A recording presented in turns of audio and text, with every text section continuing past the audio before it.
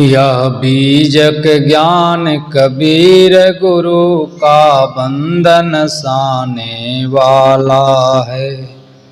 सब जीवों के हित मार्ग कोई स्पष्ट बताने।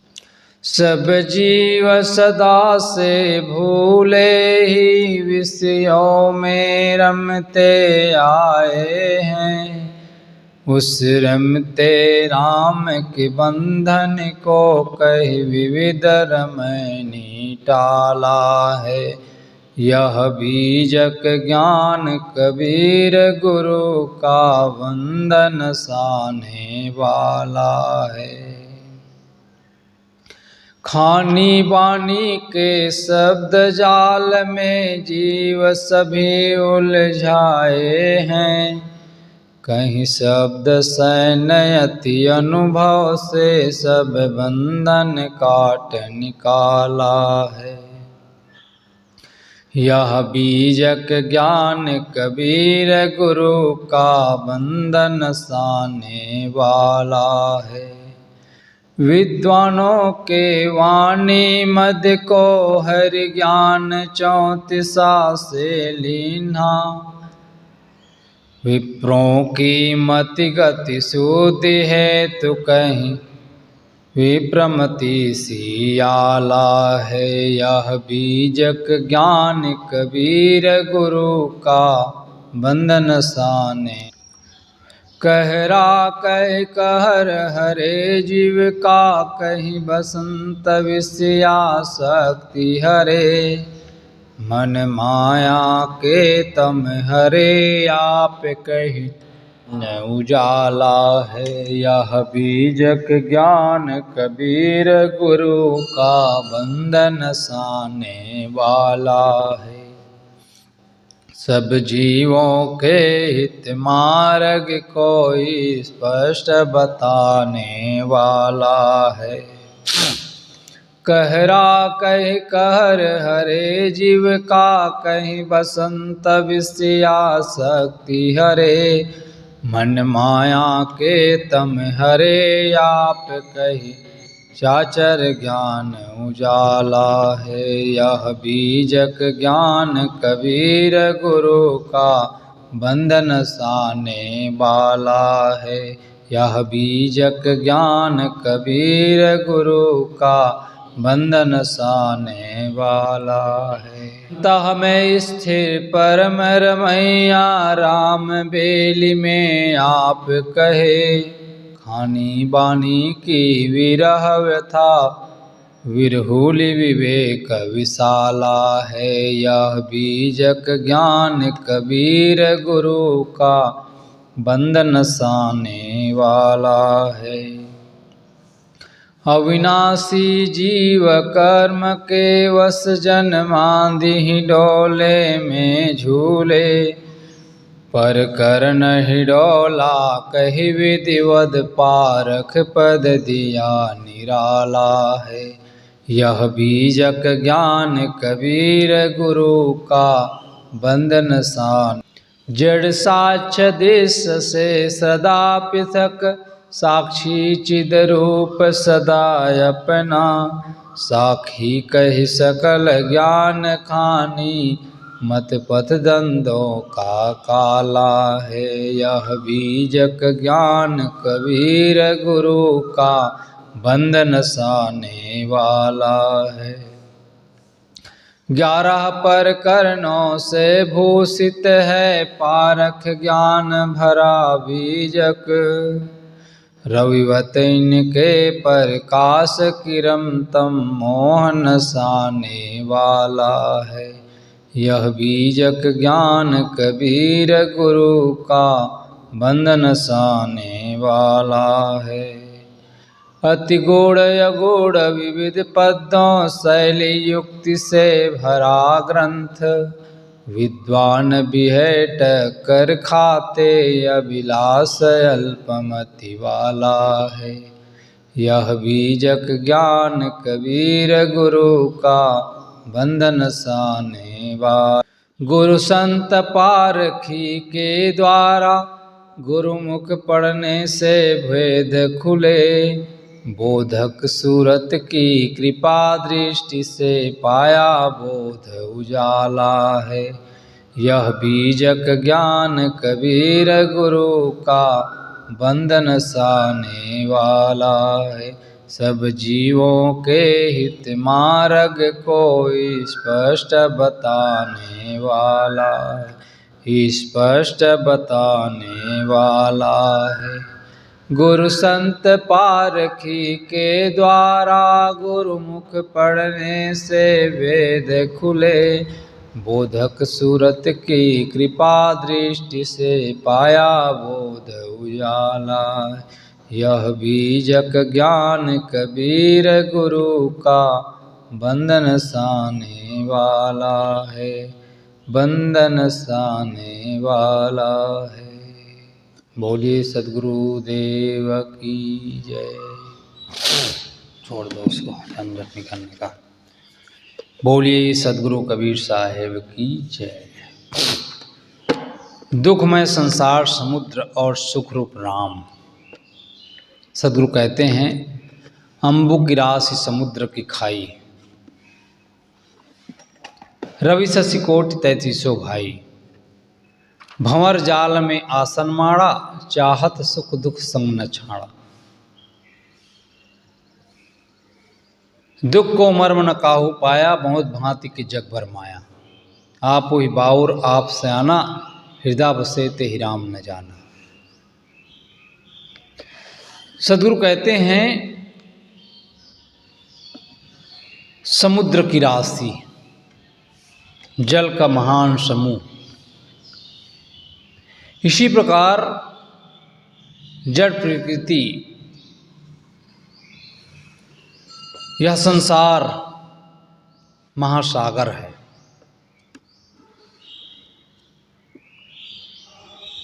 प्रमेय का प्रमाण सदैव बड़ा होता है। जल से भरे हुए तालाब को देखकर लोगों के मुख से निकल पड़ता है कि यह तो सागर की तरह लहरा रहा है। अम्बु की राशि समुद्र की खाई, रवि शशि कोटि 33 भाई। यह संसार एक सागर है। प्रमेय संसार है, प्रमाण समुद्र है।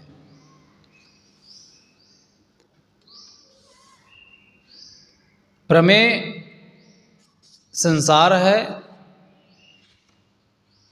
प्रमाण जो है समुद्र है। संसार अनंत है, समुद्र बहुत बड़ा होने पर भी सीमित है। आखिर संसार भी तो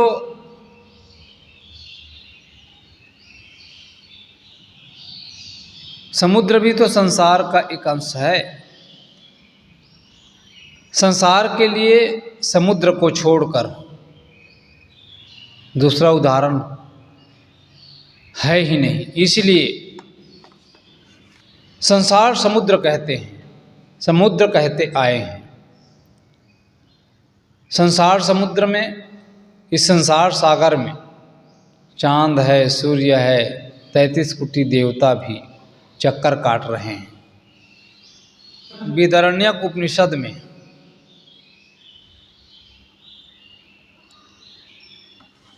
जो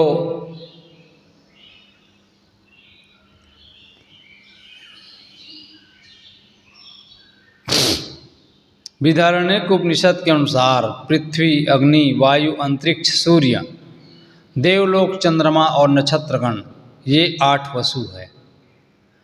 10 इंद्रियां तथा मन, ये 11 रुद्र है। 12 जो महीना है आदित्य है।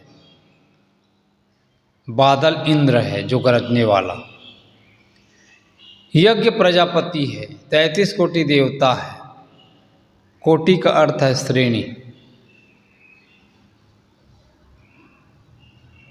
जो 33 कोटि देवते माने गए हैं, ये नीरे जड़ है। पूरा काल में चांद, सूर्य, तारों को देवता मानते थे। इनके अलावा मनुष्यों की एक जाति थी जिनको देवता कहते थे। ये शायद भारत के उत्तरी छोर हिमालय की तराइयों में बसते थे और बहुत विलासी होते थे। सद्गुरु कबीर का यह कथन दोनों के लिए उपयुक्त है। चांद, सूर्य, तारे आदि संसार सागर के भंवर में घूम रहे हैं और देवता नाम से मानव भी संसार सागर में भटकने वाले ही हैं। सद्गुरु की साखी प्रकरण में भंवर जाल बगुजाल बूढ़े बहुत अचेत, कहें कबीर ते बाँची हैं जाके हृदय विवेक। भंवर जाल का अर्थ है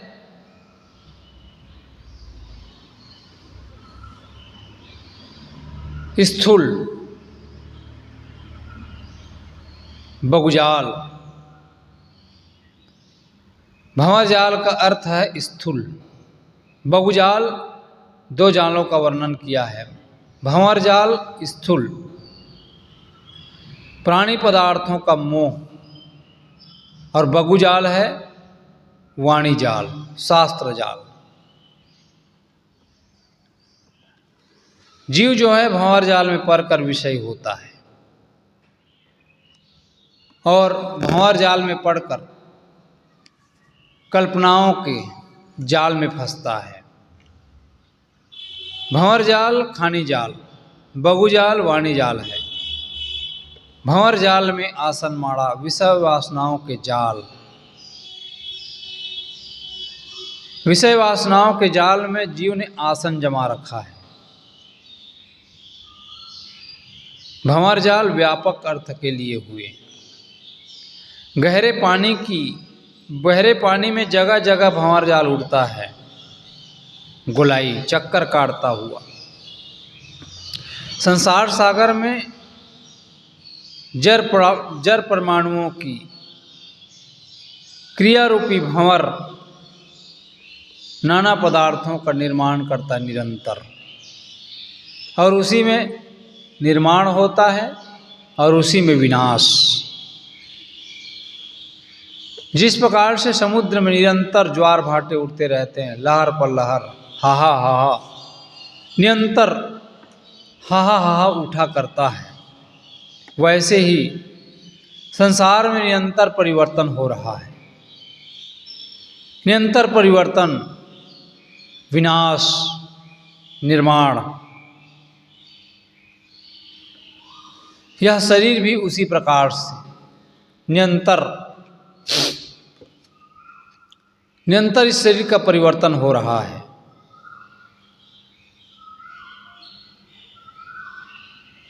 एक भंवर के समान नाच रहे हैं निरंतर, जिसमें अरबों का निरंतर निकलते और मिलते रहते हैं।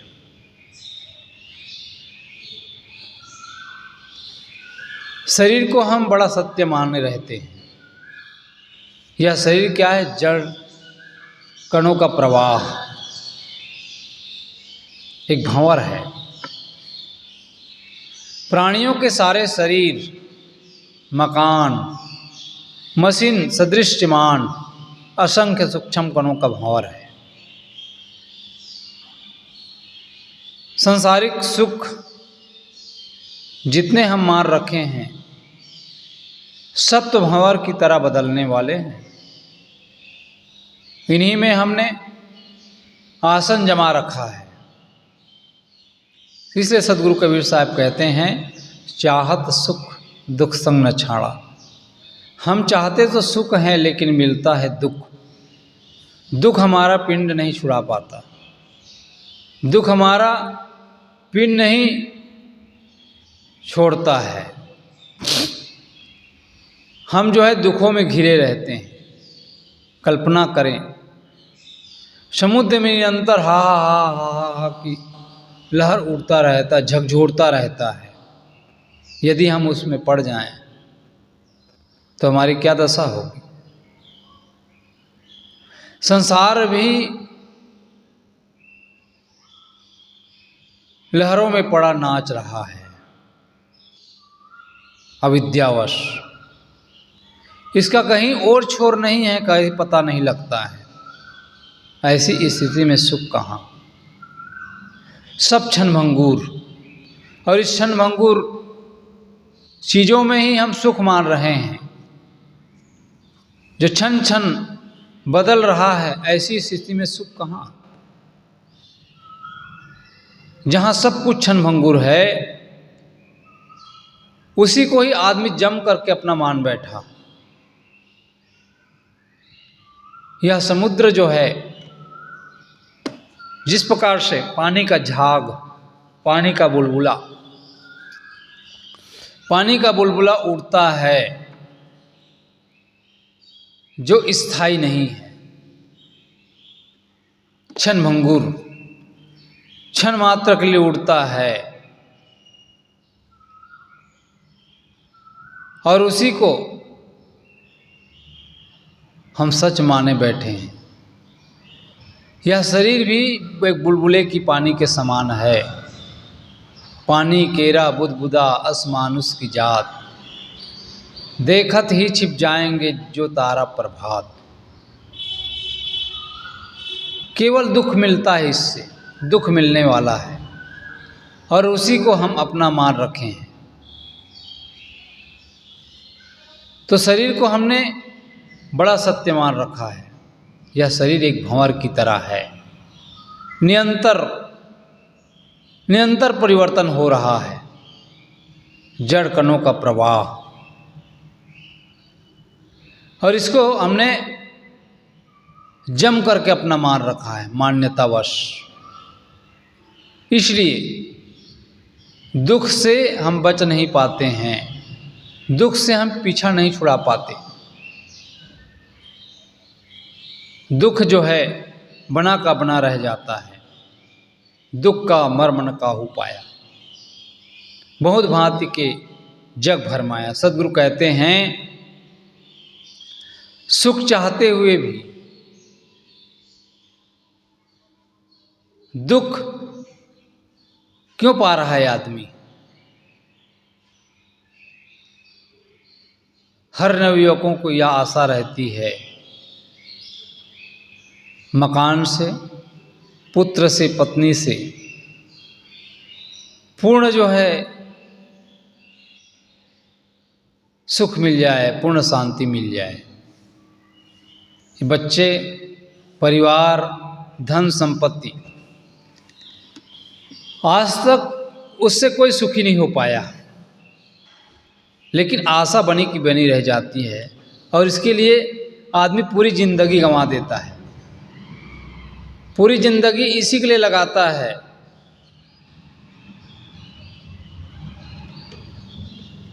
चीजों का संग्रह करता है, सुख की अपेक्षा दुख और बढ़ने लगता है। जितने जितने हम चीजों को इकट्ठा करते हैं, उतना उतना मोह होने लगता है। आशा रहती है कि इसी से सुख मिलेगा, लेकिन हम बहुत दुखी रहते हैं। धनी लोग कहते हैं कि हम बहुत दुखी हैं। उनसे पूछा जाता है, किस बात का दुख है? समझ ही नहीं आता कि दुख क्यों है। मन अशांत, इसलिए दुख है। मन क्यों अशांत है, इसका उत्तर उसको भी नहीं सूझता है। तो अशांति सबसे बड़ा दुख है, क्योंकि प्राणी पदार्थों का विनाश तय है। क्योंकि हर प्राणी, हर पदार्थ क्षणभंगुर है। जिसको हम प्रिय माने रहते हैं, वही एक दिन विमुख हो जाता है। यह शरीर को हम अपना मानते हैं, लेकिन यह शरीर रोगों का घर है। इस शरीर में अनेक प्रकार के रोग हो जाता है। हम माने रहते हैं कि शरीर सदैव ऐसा ही बना रहेगा। जो प्रिय पत्नी को अपना मानते हैं वह भी विमुख हो जाती है। व्यापार रुक न जाए, पुत्र जो है धोखा ना दे दे, खेती डूब न जाए, धन का नाश ना हो जाए, एक्सीडेंट ना हो जाए चलते चलते गाड़ी। अनुकूल प्राणी पदार्थ बढ़ते क्यों नहीं हैं? सदैव व्यक्ति को जो है नश्वरता का भ्रम बना रहता है, नश्वरता का डर। भोगों की आदतें बनी रहती हैं, इसलिए मन जो है तृप्त नहीं होता है। इच्छाओं की ज्वाला हमेशा जो है धधकती रहती है मन में, इसलिए अधिक विवश रहता है। इच्छाओं की ज्वाला, पदार्थों की, भोगों की इच्छा बनी रहती है। इच्छाओं के वशीभूत होकर जीव जो है वासनाओं की धारा में बहता रहता है। मृग तृष्णा में जीव जो है निरंतर भटकता रहता है, इसलिए उसका मन अशांत रहता है। आशा ही तो दुख का कारण है। माने हुए जो पानी और पदार्थ है, इसका भय कि कहीं छूट न जाए, इसलिए इस भय से जीव अशांत रहता है। और अशांति दुख है। दुख का रहस्य जीव नहीं जान सकता, अबोधी जीव। प्राणी और पदार्थों का संग्रह जो है सुख का साधन नहीं है। सुख का साधन क्या है? सुख का साधन है समझदारी, यथार्थ बोध, संतोष। उसी से ही मनुष्य जो है दुखों से छूट सकता है, सच्चे अर्थ में सुखी हो सकता है। बहुत भांति की जग भर माया। संसार के लोग अभाव में, भोगों की इच्छा ही निरंतर भटकाती रहती है। बहुत भांति की जग भर माया, अनेक उलझन।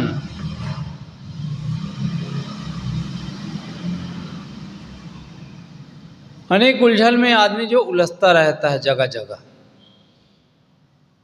अंदर बाहर, परिवार में, समाज में, हर जगह भटकाव है उसके लिए। प्रश्न होता है, जीव को कोई शैतान भटका रहा है? कोई भगवान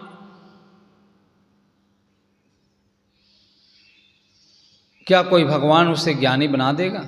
सद्गुरु कहते हैं कि ऐसी बात नहीं है। आप वही बाउर, आप सयाना। जीव अपने स्वरूप को भूलकर स्वयं विषयों के लिए पागल बना भटकता है। सत्संग विवेक जग जाए तो स्वयं आदमी ज्ञानी हो जाएगा। अबोधवश स्वयं जाल के चक्कर में फंसा हुआ है। अबोधी तो अनादिकाल से बारंबार जीव जो है भूलवश पुष्टि करता रहता है। बोध होने के कारण दो होते हैं। एक कारण विवेकवान संत सद्गुरु मिल जाते हैं, दूसरा जो है अनेक जन्मों के शुभ संस्कार। स्वयं की दृष्टि स्वतः अपनी ओर घूम जाए, मैं कौन हूं, इस तत्व को जानकर स्थिर हो जाए। हजारों वर्षों के दरमियान में किसी पर भी घट सकती है। गुरुजनों की शरण में, गुरुजनों की शरण में ही बोध प्राप्त हो सकता है।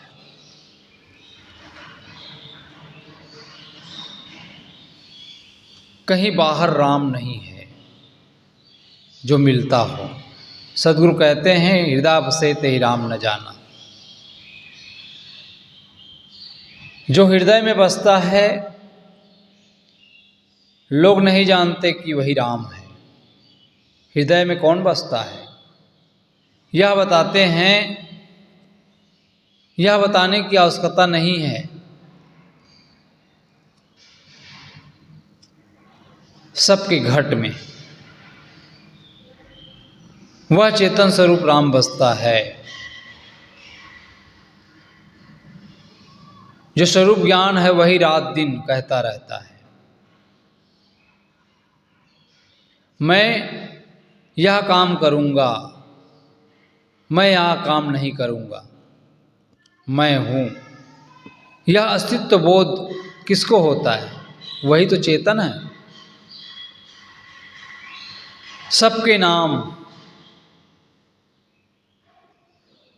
उसका नाम जीव, आत्मा, रूह, सोल आदि है। सदगुरु कहते हैं उसी को मैं राम कहता हूं। उसी को कोई ब्रह्म कहता है, ईश्वर कहता है, परमात्मा कहता है। जो लोग कहते हैं हृदय में एक जीव है, उसके अलावा दूसरा राम, ऐसे लोगों से पूछना चाहिए एक ही हृदय में जीव और राम अलग अलग है, या कितना प्रतिशत जीव है और कितना प्रतिशत राम है? विवेक से समझने से यह साफ हो जाता है कि सबके अपने अपने हृदय में एक ही चेतन तत्व का बोध होता है, मैं हूं। यह सबका अपना बोध है। हृदय निवासी मैं तत्व ही राम है। सदगुरु कहते हैं वही हरि है, वही स्वामी है, वही जो है ज्ञान विज्ञान का अधिपति है, ज्ञान विज्ञान का मालिक। तेहि हरि तेहि ठाकुर, तेहि हरि तेहि दास, तेहि हरि के दास। हृदय निवासी जीव ही राम है, ठाकुर है, हरि है। भूलवश हम दास बन बैठे हैं। मैं चेतन हूँ, ज्ञान स्वरूप हूँ, जो स्वयं निधान है, जो स्वयं करता है, जो अलग से निधान मानता है, वह एक मिथ्या धारणा है। अपना स्वरूप वस्तुओं का निधान नहीं हो सकता।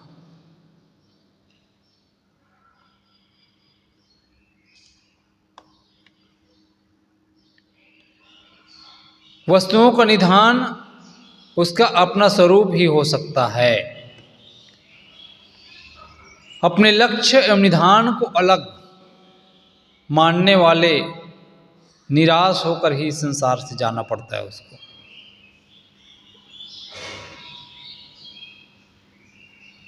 गुरु लोग काम देते हैं ईश्वर दर्शन कराने का, ईश्वर से मिलाने के लिए जमानतदार बने हुए हैं। लोग अलग से ईश्वर मान करके उनकी अपनी पत्नी होने की कल्पना करते हैं।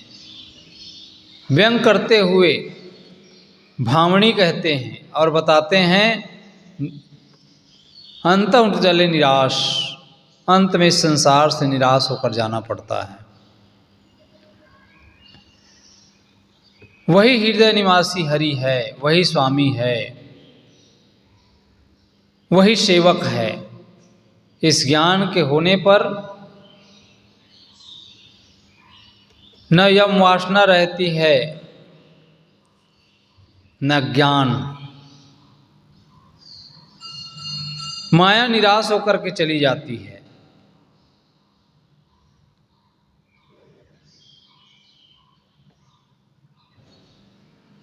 न यम रहा, न यम भया न जामनी, भामिन चली निराश।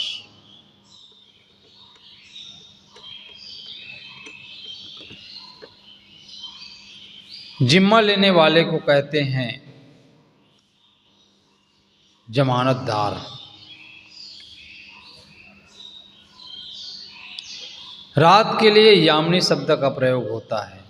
इस रामायणी में दो मुख्य बातें हैं, जीव दुखी क्यों है और छुटकारा कैसे होगा। सदगुरु ने बताया जीव इसलिए दुखी है क्योंकि वह संसार समुद्र रूपी भंवर जाल में पड़ा हुआ है। क्षणभंगुरता के भंवर में आसन जमा रखा है, क्षणभंगुरता को ही सुख मान रहा है। नश्वर भोगों में ही आदमी हर क्षण लगा रहता है।